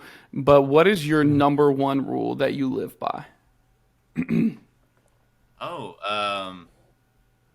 just I don't do anything that is gonna change the way I feel about myself. You know, I've in the past I did a lot of things that were selfish or mostly just selfish, prideful, um, caused some pain. Yeah. Realized that's not the kind of person I want to be, Hmm. um, and now it's just more or less. I feel like, in a way, it was me doing those things was a gift in a sense to myself, and I guess everybody who is going to be around me for the future to just kind of like, hey, I was a jerk. I learned from it, and now I kind of understand, I guess, what it means to what it actually means to be good and do good things, and that even if Yeah. you don't have specific consequences for something bad that you do, that there are you'll be held accountable in some sort of way, even if you know it's not so evident. Mm. Mine kind of goes off of that in kind of a way, and it also goes back to what I just talked about. But you need to live for yourself to live for other Mm. people. Like back in college, I made sure everybody else was happy. So often of the time, I'd end up being the bitch, the butt of the Yeah. joke, which I kept on just saying, "Oh, haha, that's so funny," but you need to kind of make sure that you are putting yourself first, because if you are not, you are going to fall so far behind. And I feel like to get to where I'm at now, it's because I put myself first 200%. The reason I haven't dated in like 2 or 3 years is, first off, super high expectations. But second off is because I needed to put myself first to put somebody else on the same level Yeah. as me. So because of that, you should be able to have fun. You should be able to do these things, but you can't do that if you are worrying about what everybody else will do, what everybody else will say. Because this podcast is so ballsy for me to do with the way I do talk, but I know what this community needs, and I know what I can do Mhm. for it. So I'm like, let me be that person that kind of goes against all odds to put myself first, to put my community first, my people first. Mm. So It's a big deal too, man. It's a big deal to just to really believe in yourself enough to take a risk and just to try to do what you actually want to do. That's so it holds so many people back, and I feel like I see it because I've always been somebody who just I've in my lifetime I was in the military. I know how to TIG weld. I was a pharmacy technician. damn, bro. I had started my own business that I ran for 6 years as a personal trainer, which I absolutely love doing. And now I'm kind of transitioning into like more of a kind of just like administrative position that will kind of help Good. kind of build up just a general life for myself. But I think ultimately, like, don't I think people just set limitations for themselves all the time. They have more reasons why they can't do something than they can, and they don't want to put the effort because effort's a risk. Putting yourself out there is a risk, you know. Risk versus reward. You could do the same job for 200 years, make 100K per year, but if you don't go to bed saying I'm excited about tomorrow, then to me you are not putting yourself and your worth and your happiness forward. Krom, I ended up talking about my path that kind of like led me here, and I'll like do a synopsis of it, but I wasn't happy in college. I dropped out. I ended up working for the government, doing a bunch of food drives, donation centers. Loved it, but didn't love the people and the things they were doing it for. then after that I ended up working at Amazon, and nobody likes it. It's a job, and they treat you like complete ass. So many things I've learned through all of these like shitty times to lead me to a path that I'm on, and now where I go to bed at 5 a.m. smiling my ass off. Then I get up at noon smiling my ass off because I'm doing this for me. Mm-hmm. It's a beautiful thing, man. Because I'm doing this for my happiness over anything else.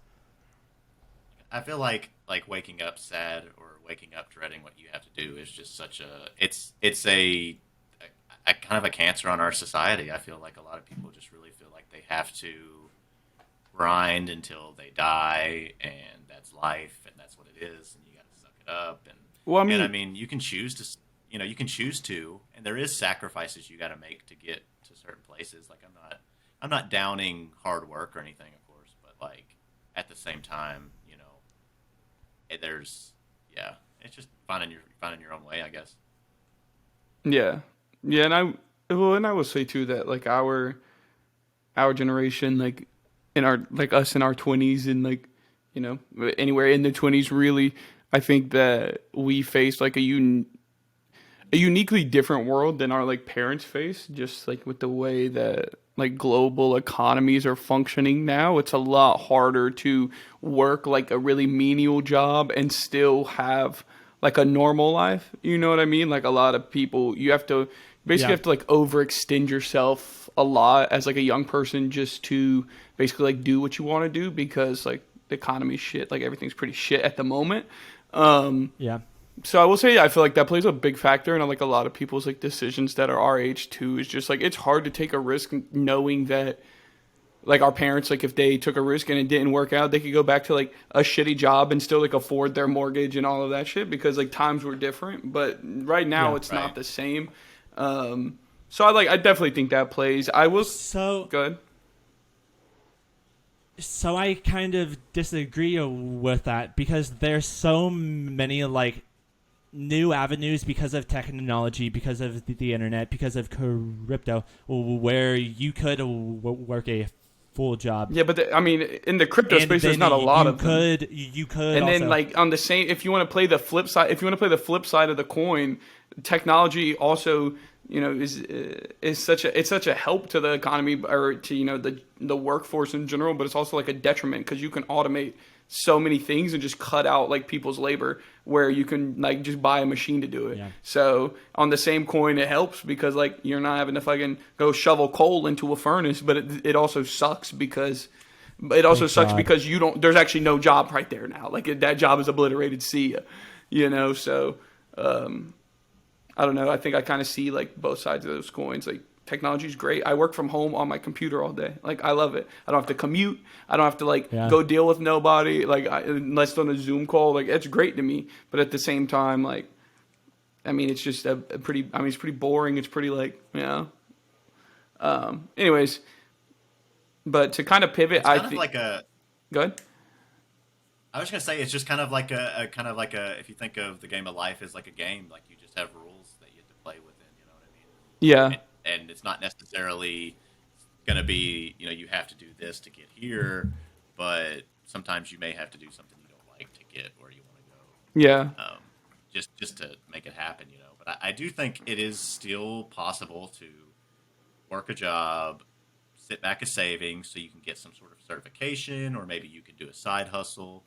And especially, I think side hustles are super underrated too, because like his side hustle, if it makes any money, he has a tax write-off for his computer, which he bought to do the job that he's now. You know what I mean? So like certain things, like if he spends money on his side hustle, he can save some of the money he would pay in taxes on, just because he's living. So I think there are certain.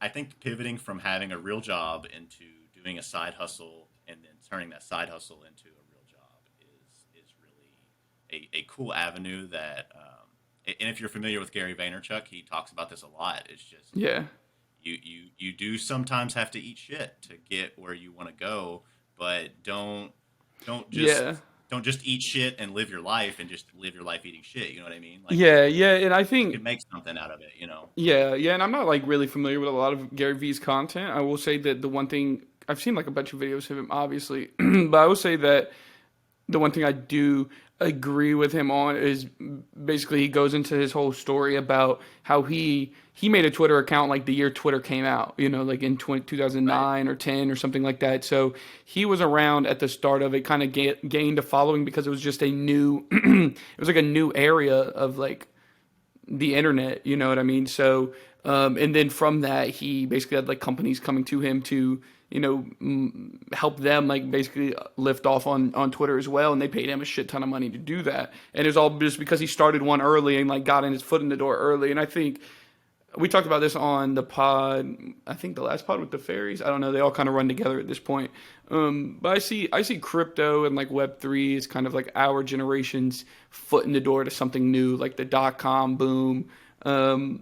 You know, things like that. I think that traditional like markets suck. So I think that really what we have is this. And I think this is like something that we can be early into, and it can be like the internet for like our parents. Right. So yeah, that's just definitely Yeah, something. I was having this sort of conversation with my dad the other day where he was like, how's the crypto doing? I was like, well, you know, it's just like the market, you know, it's just slow right now. Things are just, you know, just kind of. I was like, there's going to need kind of be a big catalyst for things to recover because you know, it's just the whole world is suffering right now, you know. So, and he's like, what if it never comes back? And I was like, well, I can't claim that my projects will come back, but crypto, like it has to be unless the technology gets replaced by something fundamentally better. We need better privacy and security on our internet, and I think NFTs almost put a barrier in front of crypto's innovation in a sense of people see like these JPEGs go for millions of dollars and they think it's some big hype wave or silliness. And what they don't realize is that project was fundamentally just good at reinvesting that money and creating hype and creating that wealth. Like and it wasn't, and it's not necessarily even tied in with the technology and what it's capable of. It's just been an expression of it that was available early on. Yeah. But eventually, you know, like things like movie tickets, concert tickets, you know, like Yeah. I'm going to go to a concert in October, and if it was an NFT ticket, you know what I mean? I'd have an NFT ticket. I'd be able to put it on my Facebook and my collectibles. And then let's say Mitch went to that same concert. He'd be like, "Oh, dude, I didn't know you were going to be there. You're there." You know, and it's like a way to kind of connect and encapsulate memories and things that I feel like people do already, but inefficiently. Yeah, like I mean, in the U.S., you have to. 1 second. You're good. So I meet a bunch of normies. Yeah. Yep. Oh. No, I was gonna. I locked Good, man? my cat in the bedroom. Oh no, He you're wanted to good. get out. You're good. No, I was gonna say that like the application, like you were saying, like just a lot of shit that we don't do like very well. Like you have to like re-register your car every year. Like why couldn't you just like send funds to like, you know, a specific like smart contract and it just kicks you out like a new, you know, Yeah, it's just a middleman a new registration, and then, you know, if the cops pull you over and they ask for it, you can pull it up and show it to them rather than keeping a piece of paper that you lose and throw it in the glove box and then you open it, napkins and shit fall out everywhere you're trying to find it. Right. Your cocaine falls out Jesus, of it. I know it sucks. Been there. It's tough, man. Well, even backtrack. Like why can't I just tell him my name, and then his database has that information, and it's not secure and it doesn't communicate well. I think that's the big issue. And even in like hospitals, you know, like imagine you come from a third world country, Jesus. and he left again. Didn't he? Yes, dude, fucking rugging. Can you continue? He'll just jump back in. Yeah, but not yeah. Like if you're like from a third world country and you come here and you want healthcare, they have none of your information. They have no way to access it because the systems just simply don't communicate. So I think, you know, the blockchain is going to be a way that we're able to have scalable security and identities. You know what I mean? Like I'll go online as Krom, and I'll be able to spend my money as Krom, and you know what I mean. And it won't matter that, you know what I mean. All my information will be there. It'll be safe and secure, and it won't be, you know, like right now, nobody's going to want to do it because Facebook, Twitter, they all get, they get hacked. You know what I mean? I did like a Norton scan or something. Like my personal information's on like 6 different like of these known phishing scam whatever website. Like they got my information from something, right? Yeah. Like my email address or whatever. And it's like, why would anybody want to put more information on this Web 2 system that is obviously not very secure? And when I am Ubering people, you can kind of tell the intelligent people from those that are not that intelligent, because you may begin talking about crypto, and if they're just like, oh, those monkey pictures, then usually I'm like, this person's gonna be a very late adopter. But say I'm talking to somebody intelligent, then we don't just talk about these pictures. We talk about more so the technology behind these pictures, which they believe in even more than they believe in this like decentralized finance. Yeah, well, I don't think it's which is okay. Yeah, I don't think it's intelligence. No, I think it's it very much. no. So I think it's ignorance. Like it's ignorance to not even in a bad sense. I think it's ignorance to like thinking outside of like traditional systems, right? Because like traditional systems govern basically everything you do in your entire life. Like you get paid, it goes to the bank. Like you move money, it goes to a different kind of, like there's like levels to the banking system. Like there's government offices that hold all of your sensitive data, your social security number, like you get your birth certificate. Like it's systems that we're all born into, that our grandparents were born into, our parents. So for most people, it's just like not understanding or not wanting to step outside of like their own knowledge bubble, which I don't think that it's like an intellectual. They're probably like, you could talk to someone who probably knows a shit ton about something else than you do, but at the end of the day, they're just ignorant to like the crypto space. Whereas I'm ignorant to like agriculture. I couldn't tell you how to fucking grow crops, or like how to raise livestock, but like that's just because I'm ignorant to like what that's all about. But I can tell you about like proof of work systems and stuff. So I don't know. I think along with that too, like our media kind of pander, like there's media that panders to a certain individual, and that certain individual is going to get kind of like fed. You know what I mean? Whoever you follow on Facebook is going to kind of control this kind of content. Yeah, the algorithms got us fucked. Right. So there's definitely people who will probably be more likely to get shown the cryptos that like Seth Green got scammed out of his Bored Ape Yacht Clubs because it's all the wild west and everything gets stolen. Yeah. Yeah. Mitch pulled up to him with the hand pistol, said, "Give me your apes. I'll blow you away. Give me your monkey picture." Yeah. Yeah. I mean, but yeah, we can. So I'm thinking we should cap it off here. I mean, I can't tell how we're at 2:05. We're good. Perfect. Awesome. Well, anyways, guys, we appreciate you all coming and listening to 3 dumbasses talk about everything from the fantastic space dumbass. All right. Yeah, space goat dumbass. While we may be dumbasses, we are definitely goats. So is there anything you'd like to shout out before we end it? I mean, mostly just shout out to you guys for having me on here. This is a lot of fun, just kind of chatting, and I feel like I don't ever really get people asking me about myself too often, so it's nice to talk and nice to have some cool conversation, man. Nothing better than talking about NFTs with the boys. That's right. Yep. I just appreciate you guys for reaching out. So. I had a lot of fun. Hope you guys did too. Yeah. Well, we appreciate the goat dropping by. Yeah.